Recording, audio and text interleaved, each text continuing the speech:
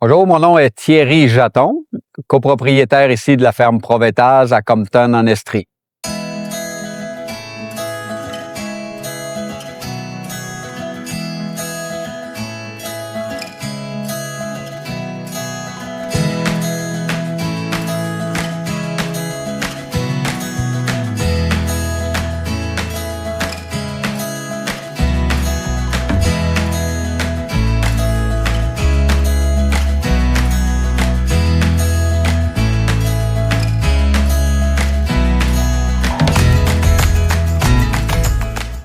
La ferme Provetaz ici a débuté ses activités au Québec en 1980. C'est mon père et mon oncle, donc les deux familles, qui étaient deux beaux-frères, qui étaient ouvriers agricoles en Suisse, qui avaient le goût d'avoir une ferme un jour à eux. On a décidé de venir voir au Canada, ça leur a plu. Les débuts étaient très modestes, la ferme, les bâtiments étaient très vieux, les terrains étaient très rocheux, les animaux, c'était des animaux non enregistré, ce n'était pas d'insémination artificielle, tout était à bâtir et on l'a toujours dit, je suis très reconnaissant de mon père, mon oncle, c'est à force de travail, de volonté, de courage, puis tout ça, de détermination qu'ils ont réussi à monter cette ferme-là. Ça a évolué comme ça tout le long, au fil des années, pour aujourd'hui se retrouver avec une ferme qui a un peu plus de 1000 acres en culture, il y a 245 kilos de quota, puis maître éleveur à 2 reprises. Au niveau du troupeau ici, on a à la traite, c'est variable un peu parce qu'on commercialise des animaux, mais on a toujours entre 130 et 160 vaches à la traite quotidiennement. On est encore à 2 fois par jour parce qu'on n'a pas le courage d'aller à 3 fois par jour pour 245 kilos de quota.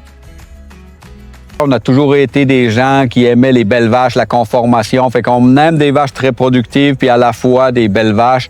Il y a un peu plus d'une trentaine de vaches excellentes, une centaine de vaches très bonnes, puis une 25-30 bonnes plus ici dans le troupeau. On s'amuse réellement avec nos vaches et on est des éleveurs dans l'âme. Et notre plus gros problème, c'est que on aime élever, on utilise beaucoup de semences sexées, fait qu'on a toujours beaucoup trop de sujets en élevage que nos besoins.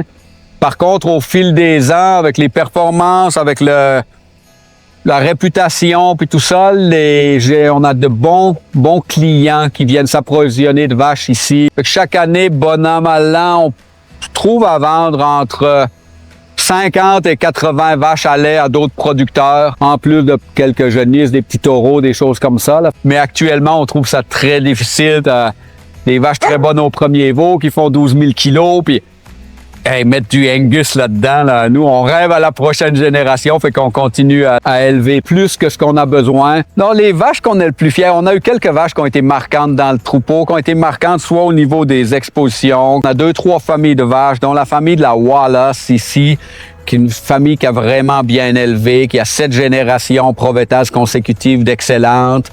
Et une des filles de cette famille-là, une de nos jeunes vaches ici, qui a fait 87 à son premier veau. Un taureau chez Cimex qui a plus 16 en conformation qu'un taureau vedette. Et fait que ça, c'est une de nos grosses familles. On a également la famille des Gin ici, une vache qui a fait aussi beaucoup, qui a eu qui est 14 étoiles actuellement, qui a 5 ou 6 filles excellentes, un paquet de vaches très bonnes qui ont un impact vraiment majeur dans le troupeau.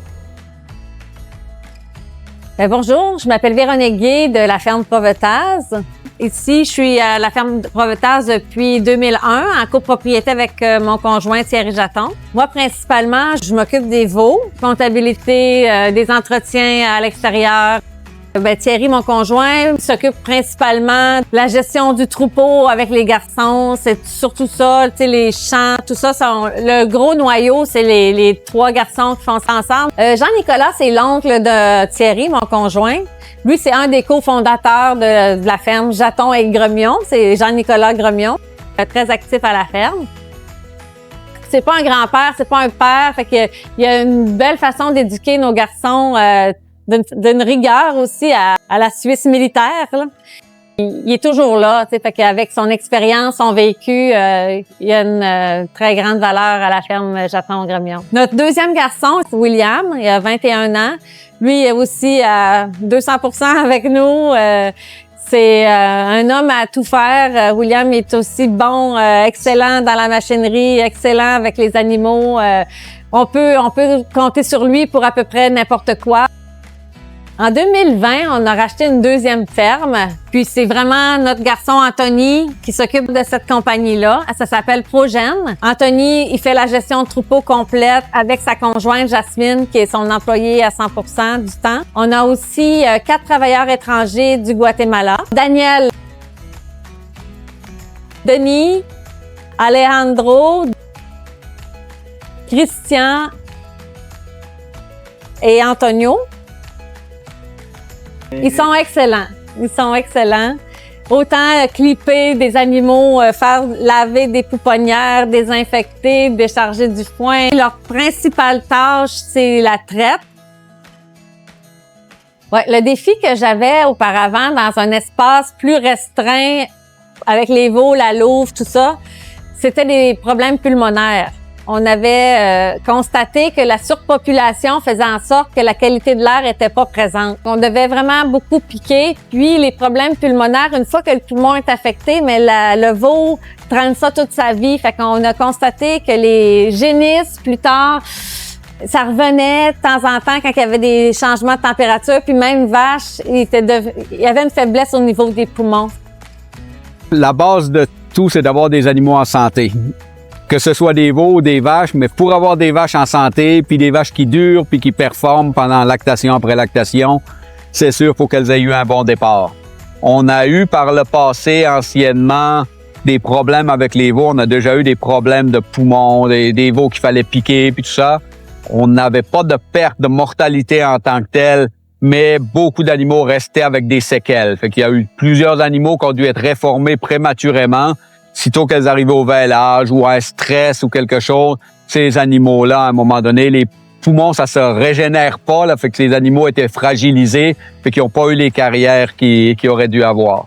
C'est une des raisons pour laquelle on a décidé d'investir pas mal dans la pouponnière. On a dit, on va faire ce qu'il faut, ça coûtera ce que ça coûtera, mais on veut que nos veaux soient en santé parce qu'on sait que c'est ça la clé du succès pour la réussite. On a décidé de prolonger la grange avec cette pouponnière-là, qui est une pouponnière à air contrôlé, qui est chauffée l'hiver avec une chambre de chauffage à l'étage au propane. Puis l'air est diffuse dans des petits trous des murs, puis ça vient au niveau des veaux, puis ça repart dans l'étable. Il y a toujours une bonne circulation d'air, puis l'hiver, on maintient ça à 7 degrés.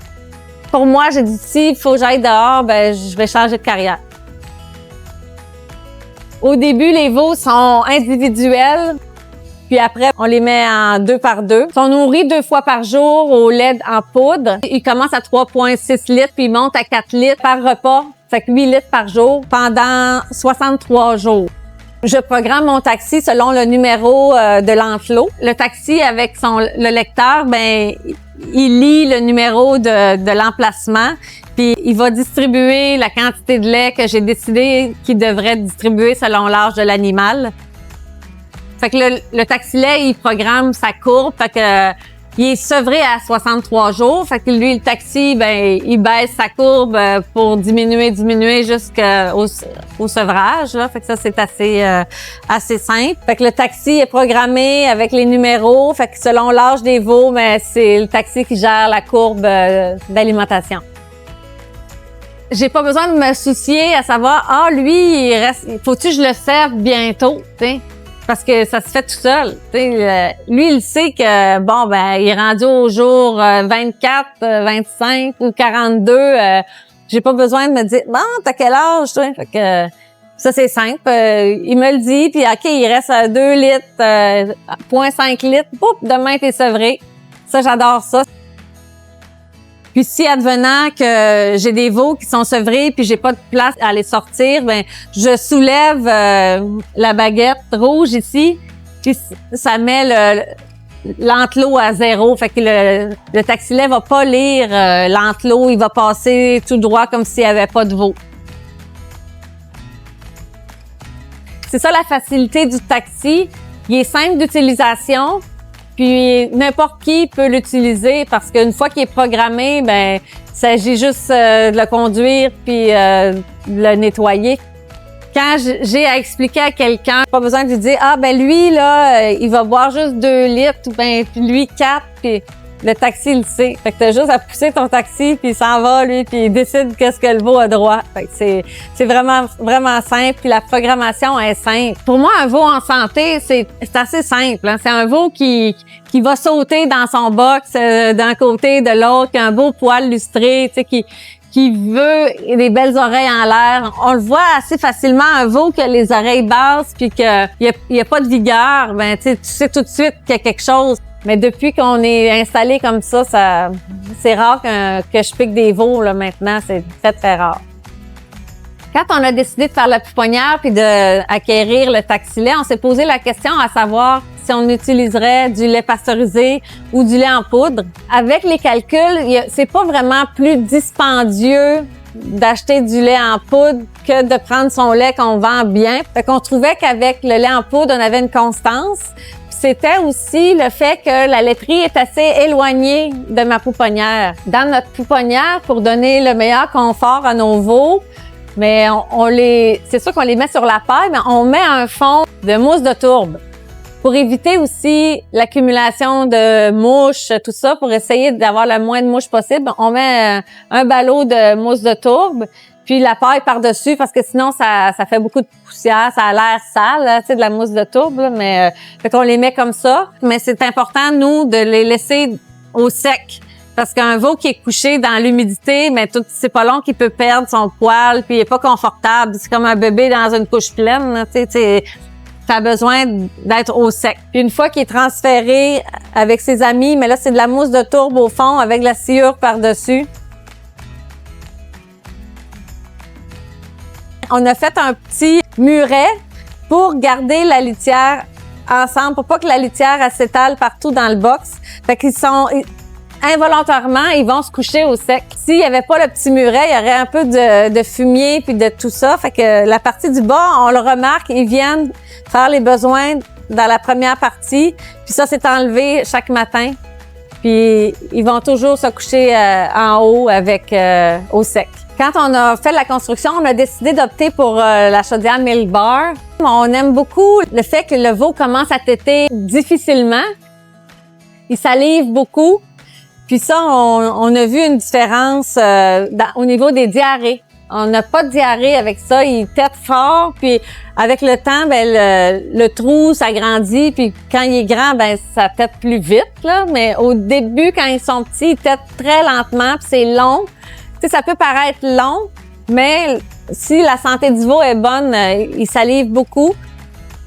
On les tourne, puis ils se tiennent après l'enclos. Ça, j'aime bien le fait qu'ils se tiennent. Il y en a d'autres qui se tiennent pas, fait que on peut pas les laisser sur place. Fait que eux, à la quantité de veau que j'ai, ben je peux les laisser sur place, les buvettes. Fait que ça, j'aime bien ça. Fait qu'une fois que le veau est sevré, je coupe la tétine, puis je la remplace pour une nouvelle, pour un nouveau veau. Fait que le veau, il fait sa vie de veau avec sa tétine. L'hygiène du taxi-lait, c'est vraiment simple. Une fois que le repas est donné, on rince un petit peu, puis on met un petit peu d'eau, le savon, ça prend 7 minutes, il se nettoie tout seul. Puis c'est simple. On a juste à nettoyer un petit peu l'extérieur, mais tu sais, l'intérieur, ça se fait tout seul, là. C'est toujours impeccable, comme un réservoir à lait. C'est le même principe, hein. Tu mets le savon, puis tu pèses sur le bouton, puis il fait son lavage. Ce que j'aime aussi, c'est qu'une fois que mon taxi-lait est nettoyé, il y a de l'eau chaude savonneuse dans mon taxi. Puis avant de l'acheter, je l'utilise, moi, pour laver mes chaudières. Il y a un agitateur qui agite l'eau, puis ça répartit dans ma chaudière, puis il y a un savon, fait que ça l'aide à enlever le gras du lait. Fait qu'une fois par jour, je passe avec mon taxi-lait au lieu de juste rincer à l'eau claire. Fait que j'aime bien ça, le fait que l'agitateur est déjà installé pour laver le taxi-lait. Fait que je retourne mes chaudières sur l'agitateur et après je les tourne comme ça puis s'égoutte. C'est sûr qu'il y a un coût à ça, c'est sûr. Mais tu sais, c'est 2 fois par jour, puis c'est eux la relève. Tu sais, c'est eux qui vont te rapporter plus tard, là.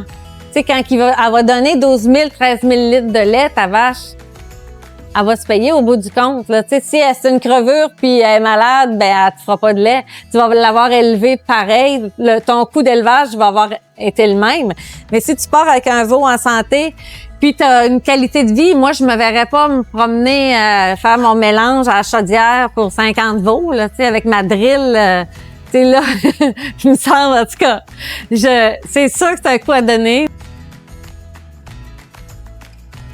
Une bonne vache Holstein aujourd'hui, il n'y a pas de raison qu'elle ne fasse pas 5 lactations à 12 000 kilos. Ça fait qu'une vache ne devrait pas être réformée ou on ne devrait pas avant 60 000 kilos. Moi, si elle est réformée avant 60 000 kilos, il y a manqué quelque chose. Parce qu'aujourd'hui, 12 000 kilos, une vache, ça se fait relativement facilement. Puis 5 lactations, normalement, si elle a la conformation, le confort, l'environnement, ça devrait être facile. Je ne vous dis pas qu'elles font tout ça ici, mais c'est un objectif qui est facilement atteignable. Une vache devrait faire 5 lactations, puis elle devrait atteindre 60 000 kilos facilement. Non, je retourne pas en arrière, là, parce que lui, il me sauve beaucoup de travail. Il me dit la quantité d'eau qu'il a besoin, je lui mets, il la chauffe, le soir j'arrive, c'est chaud, il me dit mets tant de quantité, je le mets. Fait que c'est lui mon boss, là, je fais ce qu'il veut, puis il se mélange, il se nettoie. C'est vraiment simple, là.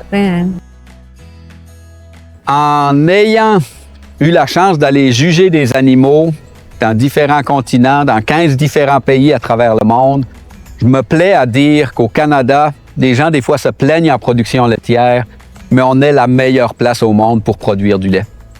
On a un environnement avec notre système de quotas, de gestion de l'offre, la disponibilité de l'eau, les cultures qui poussent bien, la génétique, puis tout ça. On est honnêtement, puis j'ai pu en comparer vraiment beaucoup de gens. On en a qui se plaignent ici que c'est sûr que c'est de l'agriculture, c'est pas facile, c'est du travail.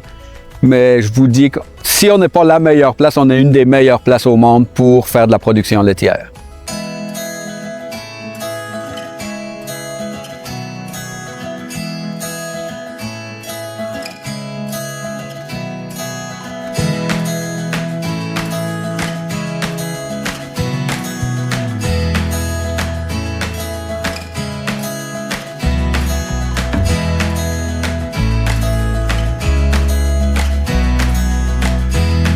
Des fois, on n'a pas tout le monde les mêmes priorités. J'ai pas de skidoo, mais j'ai un taxi-lait. Pas de problème, moi j'aime ça l'efficacité. C'est une passion viscérale, disons, les vaches, là.